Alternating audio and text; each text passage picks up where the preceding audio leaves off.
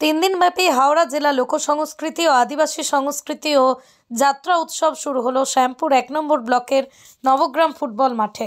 শুক্রবার সন্ধ্যায় জেলা প্রশাসন ও তথ্য সংস্কৃতি দপ্তরের যৌথ উদ্যোগে আয়োজিত এক অনুষ্ঠানের মধ্য দিয়ে সূচনা হয় এই মেলার, যেখানেই প্রধান অতিথি হিসেবে উপস্থিত ছিলেন রাজ্যের জনস্বাস্থ্য, কারিগরি ও পূর্তমন্ত্রী পুলক রায়, ছিলেন হাওড়া জেলা শাসক ডক্টর পি দীপাপ্রিয়া, উপস্থিত ছিলেন আমতার বিধায়ক সুকান্ত পাল, ছিলেন শ্যামপুরের বিধায়ক কালীপদ মণ্ডল, ছিলেন হাওড়া গ্রামীণ জেলা পুলিশ সুপার সুবিমল পাল, ছিলেন হাওড়া জেলা পরিষদের সভাধিপতি কাবেরী দাস, সহ সভাধিপতি অজয় ভট্টাচার্য, ছিলেন উলুবেড়িয়া মহকুমা শাসক মানস কুমার মণ্ডল।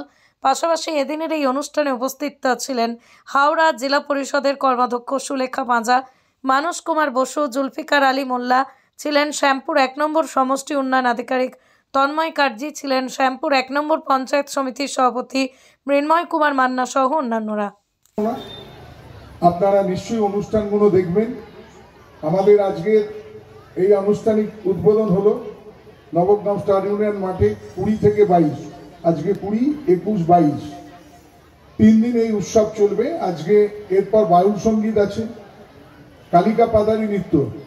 আপনারা দেখেছেন এক একটা জেলার এক একটা তার নিজস্ব সংস্কৃতি আছে। বর্ধমানের যেমন দেখবেন রায়বেশে আছে, আমাদের জেলায় শ্যামপুরে কালিকা পাতারি আছে। এই কালিকা পাতারি নৃত্য আপনারা দেখবেন, যেটা প্রায় লুপ্ত প্রায়।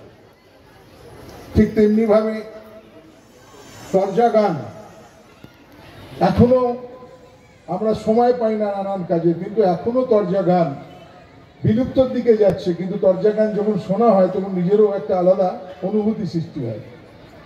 এরপরেও লেটো ভাট যাত্রা আছে, সাংস্কৃতিক অনুষ্ঠানের সমাপ্তি আজকে।